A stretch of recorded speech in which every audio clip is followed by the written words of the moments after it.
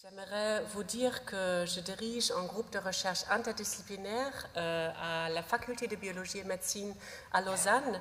Et dans mon groupe de recherche, on s'intéresse pour les événements traumatiques comme la perte d'enfant et quel impact a cette perte sur la santé mentale des parents et ensuite comment est-ce que cela peut interférer avec l'attachement, avec le bonding, avec la relation avec l'enfant et avoir aussi des impacts sur le développement de l'enfant à plus long terme. C'est quelque chose qu'on appelle la transmission intergénérationnelle du trauma. Voilà. Donc aujourd'hui, je vais vous parler de l'impact psychologique chez la maman d'un enfant mort-né à la naissance. J'aimerais aussi dire que, bien entendu, il y a toujours ou souvent deux parents qui sont impliqués. Donc, bien entendu, les coparents sont aussi assez touchés de la même manière comme les mères. Par contre, quand j'ai regardé la littérature, il y a beaucoup d'études, malheureusement, qui se focusent seulement sur les mamans. Donc, c'est pour ça qu'aujourd'hui, j'ai choisi effectivement de vous parler de l'impact sur les mères. Mais j'aimerais vraiment dire que, bien entendu, il ne faut pas oublier les coparents. Et plus de recherche est nécessaire pour encore mieux comprendre cet impact chez les coparents. Donc, j'aimerais commencer à vous dire que la mort en utero, en fait, c'est un événement qui se passe assez souvent, en fait, au niveau mondial. Là, vous voyez, en fait, une infographique de la OMS et vous voyez bien qu'il y a 2 millions de bébés qui sont morts-nés chaque année. On ne connaît pas très bien encore les chiffres, en fait, parce que les définitions par rapport à mort en utero diffèrent entre pays. Donc, par exemple, l'OMS, elle donne la définition d'un bébé mort après 22 semaines de gestion. Par contre, par exemple, en Angleterre, c'est 24, en Australie et aux États-Unis, c'est 20 semaines. Donc, vous voyez un petit peu, il y a pas mal de différences au niveau définition. Donc, c'est pour ça aussi qu'il y a encore vraiment une zone grise énorme par rapport à la prévalence. Donc aujourd'hui, j'aimerais vous parler un petit peu vraiment des études qui se sont intéressées pour l'expérience des mères d'un enfant mort à la naissance. Donc quel est l'impact psychologique par rapport à la santé mentale. J'aimerais vraiment aussi vous parler un petit peu plus en détail des recherches effectuées autour de la première rencontre avec l'enfant mort-né. Ensuite, quelle est l'expérience des grossesses ultérieures et ensuite vous présenter une conclusion. Donc commençons avec des recherches autour de l'expérience d'un enfant mort à la naissance. Donc souvent les parents nous parlent en fait du fait que voilà, souvent la société en fait elle ne reconnaît pas très bien cette perte d'enfants morts-nés de la même façon comme la perte d'autres proches, donc par exemple des parents ou voilà, des personnes plus âgées ou des enfants aussi plus âgés. Donc ça c'est déjà quelque chose qui est très difficile pour ces parents parce que souvent elles ont l'impression que c'est pas assez reconnu, il y a encore énormément de tabous autour de cette thématique, c'est très difficile d'en parler avec leur entourage. Les parents disent que plutôt qu'une partie de leur avenir qui est perdue, c'est une partie de leur futur qui a été changée significativement. Donc vous allez voir, plutôt je vais vous montrer des études qualitatives qui parlent pas seulement en fait de la perte de l'enfant, mais aussi de la perte d'identité comme mère en fait, et aussi une perte des plans pour le futur. Donc il y a vraiment un changement énorme qui se fait dans la perception de ses parents. Bien entendu, les parents ont expérimenté des mois de préparation, d'anticipation de l'arrivée de leur enfant et tout d'un coup, tout ça s'arrête et c'est très très difficile pour les parents de en fait, faire face à cette perte. J'aimerais aussi très brièvement dire que l'accouchement en soi peut être une expérience traumatisante. C'est quelque chose, dans mon équipe de recherche, on fait énormément de recherches autour aussi de cette thématique. Je n'ai pas le temps aujourd'hui d'en parler, mais je voulais juste aussi dire que à part de l'aspect de perte d'enfant, il y a aussi toute l'histoire d'accouchement et les circonstances de l'accouchement en soi qui peut être très, très difficile et voire traumatisant. Donc là, vous voyez voilà, j'ai déjà parlé, donc perte de l'estime de soi, aspiration à la parentalité et voilà, la perte de la grossesse. Aussi, souvent, les parents parlent en fait d'une peur de leur capacité à créer une autre vie. Donc, il y a énormément de culpabilité, mais aussi des soucis et des doutes, des forts doutes en fait. Est-ce que moi, étant une femme, est-ce que mon corps en fait peut soutenir une grossesse qui va finalement aboutir à un enfant vivant? Voilà, j'ai déjà parlé en fait de cette perception, de cette perte dans notre société qui peut en fait malheureusement avoir comme conséquence que ces parents se sentent souvent isolés et trouvent très difficile d'en parler autour d'eux. Donc j'aimerais vous montrer quelques études qualitatives qui ont été faites. Donc par exemple, les parents en fait décrivent le moment de recevoir le diagnostic comme effrayant et choquant. Ils parlent des sentiments de non-réalité, engourdissement, donc vraiment ce sentiment de détachement émotionnel à ce moment-là. Les mères souvent disent, oui, voilà, je me suis juste concentrée sur l'accouchement de mon bébé et j'étais assez fière en fait d'avoir réussi à accoucher mon enfant, mon bébé. Je vais revenir par rapport à l'importance des mementos, mais dans toutes les études, en fait, vous allez retrouver que les parents apprécient beaucoup d'avoir des mementos en lien avec la naissance de leur bébé mort-né.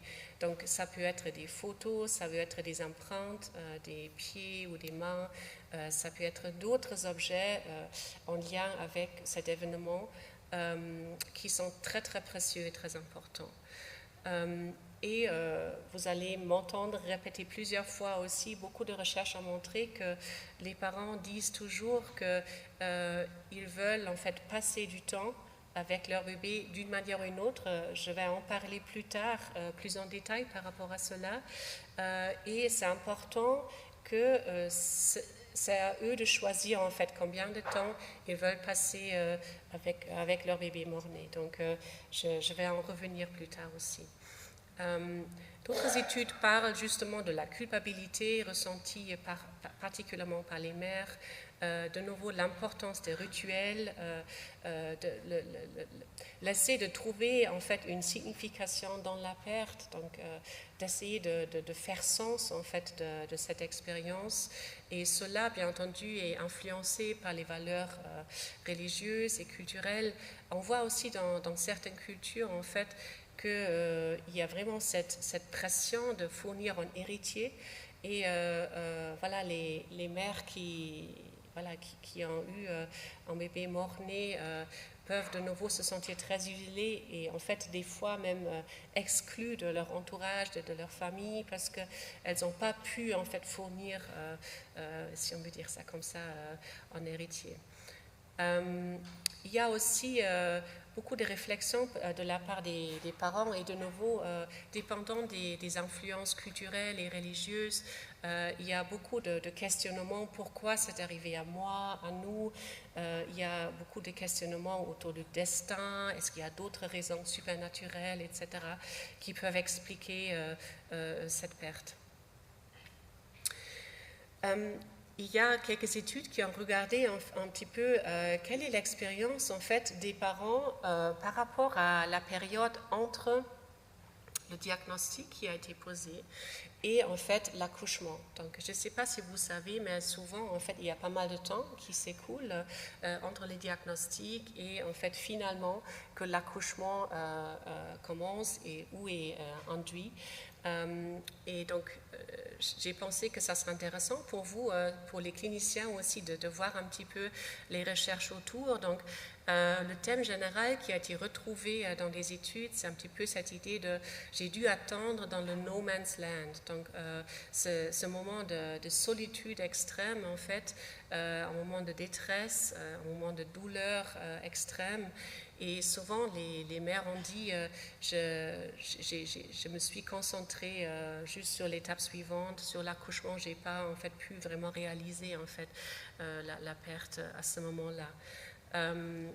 Et là, vous voyez quelques chiffres. En fait, 3 ans après la mort et naissance, les mères qui ont attendu plus que 24 heures avant le début du travail présentaient un risque presque 5 fois plus élevé des symptômes liés à l'anxiété que les mères qui étaient en travail lorsque le décès de leur bébé a été confirmé. Donc, vous voyez que ça compte en fait. Ce temps qui écoule entre le moment de diagnostic et l'accouchement, c'est très important. Donc, il faut bien réfléchir en fait au niveau de clinique, qu'est-ce que cela peut signifier. Donc, j'aimerais maintenant me concentrer un peu plus sur la santé mentale, en fait, chez ces mères. Donc là, vous voyez un petit peu des chiffres par rapport au niveau d'anxiété et dépression qui sont beaucoup plus élevés en comparaison avec des mères qui ont eu des bébés vivants. Vous voyez qu'avec le temps, en fait, les taux d'anxiété diminuent et vous voyez aussi que les semaines de gestation jouent un rôle. Je vais y revenir aussi plus tard. Et là, j'ai mis quelques facteurs de prédicteurs pour les symptômes d'anxiété. Donc, de nouveau, en délai de 25 heures ou plus avant le début de l'accouchement, absence de souvenir du bébé et absence du contact avec le bébé aussi longtemps que les femmes le souhaitaient. Qu'est-ce qui se passe au niveau du couple? Donc, les études nous montrent très bien que d'avoir un bébé mort-né, ça peut avoir un impact très important en fait sur la relation du couple. Donc, il y a beaucoup de mères qui ont parlé des conflits, des tensions avec leurs parents, avec leurs conjoints, pardon. Par contre, il semble aussi qu'avec le temps, pour la plupart, ça diminue, ces difficultés diminuent. Il faut aussi dire qu'il y a quelques couples dans les études qualitatives qui parlent en fait du fait que la relation avec le conjoint s'est améliorée. Elles ont eu l'impression que, en fait, le fait qu'ils ont pu faire face à cet événement ensemble a pu encore renforcer, en fait, leur relation du couple. J'aimerais très brièvement mentionner qu'il y a aussi des études qui montrent que certains parents, certaines mères, dans le cas de cette étude que vous voyez là, peuvent aussi développer en fait des symptômes du stress post-traumatique après avoir perdu leur bébé. Et effectivement, de nouveau, ces symptômes semblent diminuer avec le temps, mais pas disparaître complètement sans avoir de l'aide ou accompagnement professionnel. J'aimerais aussi mentionner brièvement quelque chose qu'on appelle la croissance post-traumatique. Donc c'est quelque chose, c'est un changement psychologique positif en fait, qui est un résultat d'avoir fait face à des événements traumatiques comme la perte d'enfant. Et quand on parle avec tes parents, je ne sais pas si vous avez vu cela déjà, si on parle avec tes parents, souvent justement les parents disent que j'ai le sentiment que après cet événement, toute ma vie a changé. J'ai changé mes priorités, j'ai en fait réévalué toutes mes relations avec mes proches. Ça m'a fait vraiment réfléchir par rapport à ce qui est important pour moi dans la vie. Et cela est souvent aussi perçu comme étant positif. Voilà. Nous, on a fait une étude où on avait en fait comparé les mères après des fausses couches avec des mères qui ont eu un mort en utero, et on a bien pu montrer en fait qu'il y avait une différence par rapport à ce vécu de la croissance post-traumatique, mais aussi en lien avec les symptômes du deuil périnatal et aussi en lien avec le stress post-traumatique. Et effectivement, on a pu montrer que les femmes, les mères qui ont eu un bébé mort-né ont eu plus de symptômes du stress post-traumatique et aussi du deuil périnatal, mais aussi ont montré plus cette croissance post-traumatique. Donc ça, c'est vraiment important à garder en tête. J'aimerais vous parler un petit peu des études autour de cette question, comment en fait faciliter la rencontre avec l'enfant mort-né après la naissance. Il y a en fait des recommandations qui ont changé en fait au fil du temps. Si on regarde des données qualitatives, aussi des études que nous on a fait, en fait on a bien pu montrer que les parents, comme j'ai dit avant, considèrent que cette rencontre avec leur bébé mort-né a été extrêmement important et très très précieux, et que c'était très important de créer justement ces souvenirs et de faire ses adieux. Donc j'ai parlé déjà des mementos, de l'importance des rituels, etc. Par contre, il y a aussi des résultats quantitatifs, je vais vous montrer quelques exemples, qui ont bien montré que, par contre, les parents qui ont choisi, par exemple, de tenir leur enfant dans les bras, en comparaison avec les parents qui ont choisi de regarder leur enfant, mais pas toucher leur enfant ou tenir leur enfant dans les bras, ont moins de risques de développer des problèmes de santé mentale à plus long terme. Donc, vous voyez un petit peu, c'est compliqué en fait cette histoire, parce que d'un côté, les parents disent c'est très important, j'aurais fait le même choix de nouveau, mais en même temps, en fait, si on fait un suivi par rapport à l'impact sur la santé mentale, on voit bien que le risque, il est quand même augmenté d'avoir des problèmes de santé mentale. Donc, je n'ai pas le temps maintenant d'aller trop dans les chiffres, mais effectivement, le message, c'est effectivement que, comme j'ai dit, donc, si pour les parents qui ont choisi effectivement de toucher leur enfant ou de tenir leur enfant dans les bras, en comparaison avec de regarder l'enfant, en plus de risques en fait d'avoir des symptômes d'anxiété et aussi stress post-traumatique.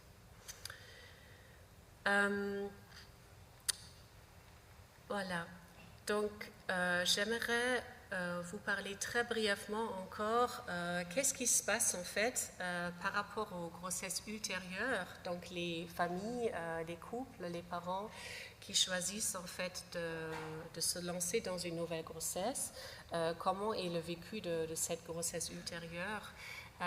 En fait, vous voyez là, la majorité des mères en fait retombent enceintes dans les 18 mois qui suivent. Et la plupart des mères semblent s'adapter à la perte avec le temps.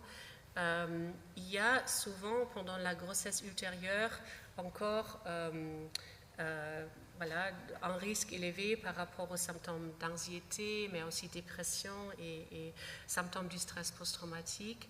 Souvent, cette grossesse ultérieure, elle est vécue comme étant stressante. Il y a vraiment une crainte énorme d'avoir de nouveau une perte, donc de nouveau d'avoir un bébé mort-né.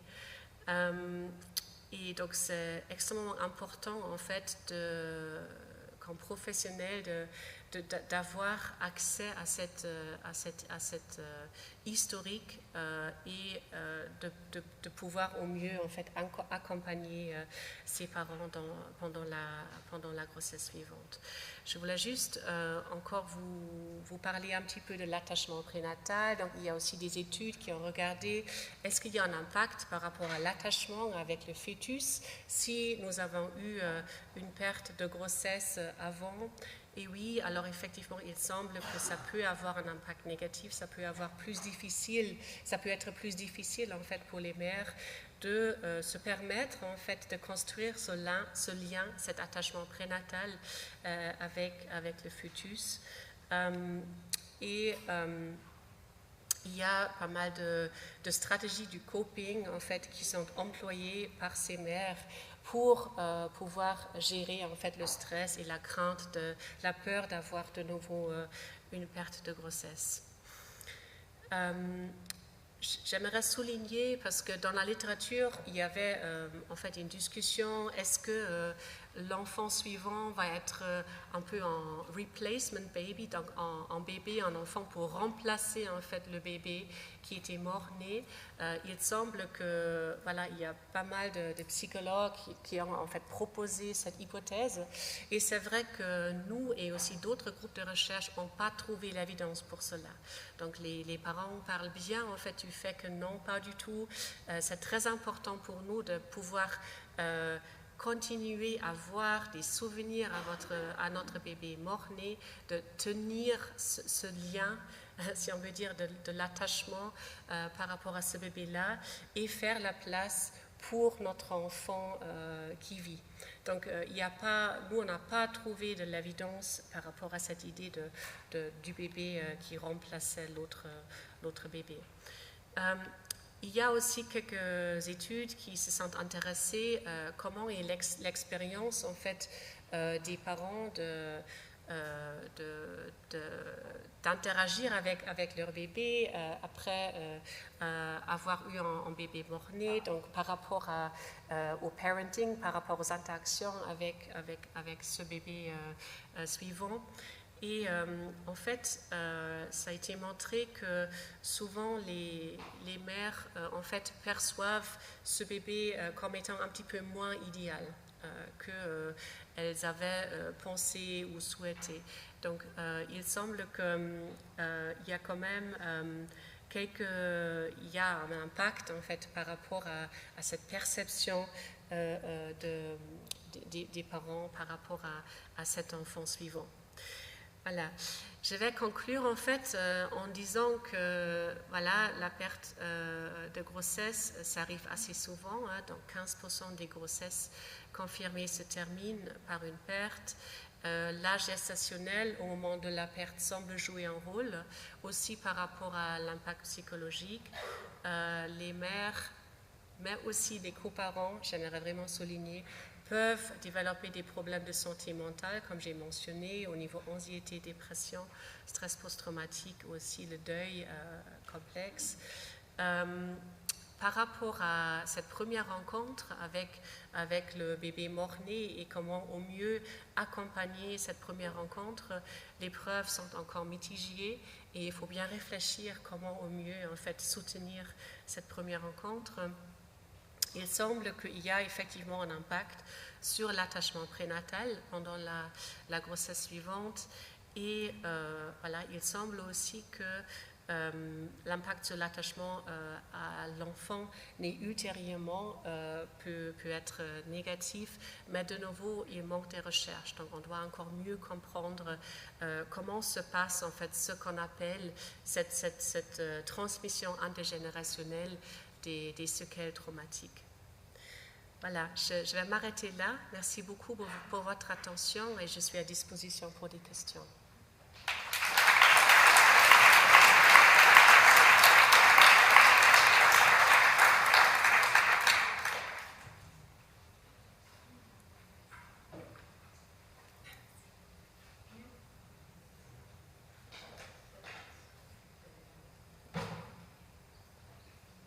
Merci beaucoup pour votre intervention. Vous m'entendez ? Oui. J'ai une question. C'est vrai qu'on essaye, en tout cas dans les soins palliatifs, de s'adapter au mieux aux besoins du patient et bien sûr aux besoins des proches. Est-ce qu'au CHUV, vous avez un certain nombre de protocoles ? Est-ce que c'est plutôt bien codifié, l'attitude de soins, on va dire, par rapport à ces situations-là, ou vous faites un petit peu vraiment au cas par cas, aux besoins des uns et des autres ? Je pense que c'est les deux en fait. Donc il y a des protocoles, mais aussi c'est vraiment les soins centrés sur les cas, centrés sur la famille en fait, il faut dire. Donc oui, il y a des besoins des familles qui sont mis en considération. Donc j'aurais dit les deux en fait, si ça répond à votre question. Okay.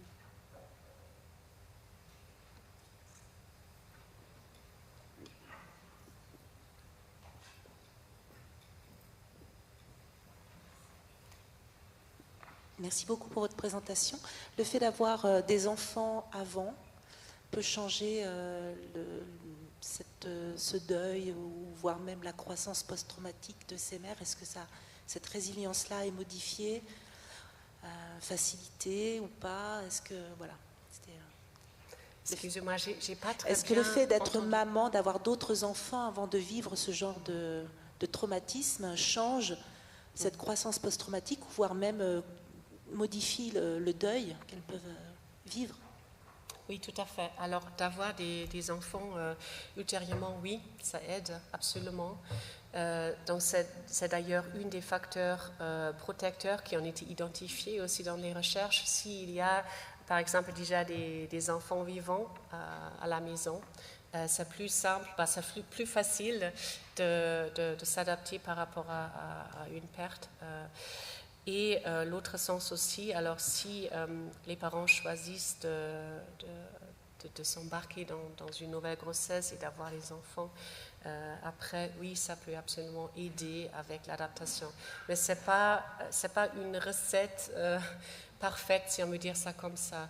Donc, nous, par exemple, on avait fait une étude qualitative, on avait fait des entretiens, en fait, avec des parents pour leur demander comment est-ce qu'ils ont fait la décision d'embarquer, de tomber enceinte de nouveau.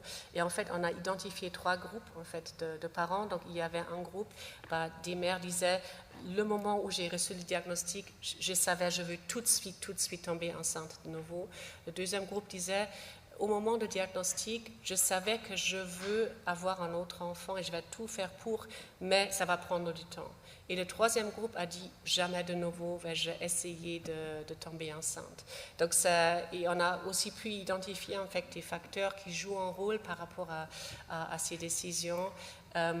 Donc il n'y a pas une recette qui joue pour chaque famille, pour chaque parent. Il faut vraiment bien discuter avec les parents cas par cas pour voir quels sont leurs besoins, quels sont leurs désirs aussi par rapport à cette question.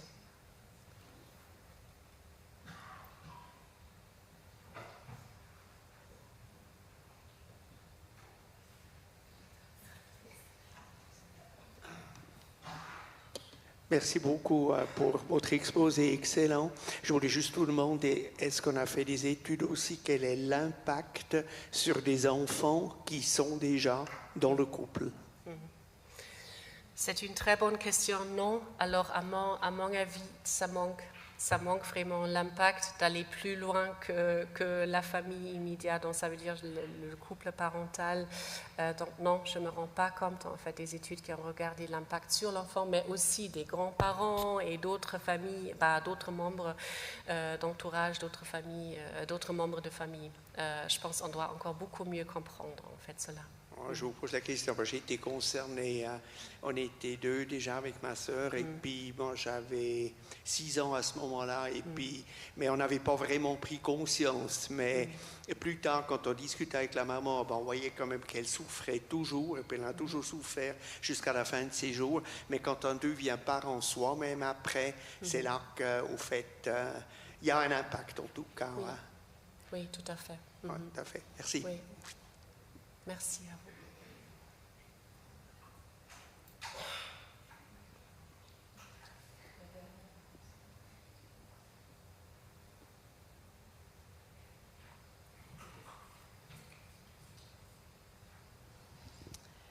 Vous avez évoqué la situation des parents qui perdent un enfant mort-né. Est-ce que les résultats de vos recherches sont les mêmes pour les parents qui doivent vivre une interruption thérapeutique de grossesse? Merci, ça c'est une question très importante. Alors, moi et mon groupe de recherche, nous n'avons pas regardé en fait cette question spécifiquement. Par rapport à la littérature, il y a des recherches en lien avec les interruptions de grossesse. Et oui, je peux vous dire qu'il y a des études qui montrent aussi un peu des chiffres pareils qui sont possibles par rapport à la santé mentale surtout, donc au niveau stress post-traumatique, mais aussi anxiété et dépression. Donc c'est vraiment une problématique qu'on doit prendre au sérieux et de nouveau qu'on doit mieux accompagner aussi professionnellement. Donc c'est une décision qui est souvent très très difficile à prendre. Et voilà, on parle d'une interruption volontaire, mais après il y a plein de raisons qui font pour lesquelles cette décision a été prise.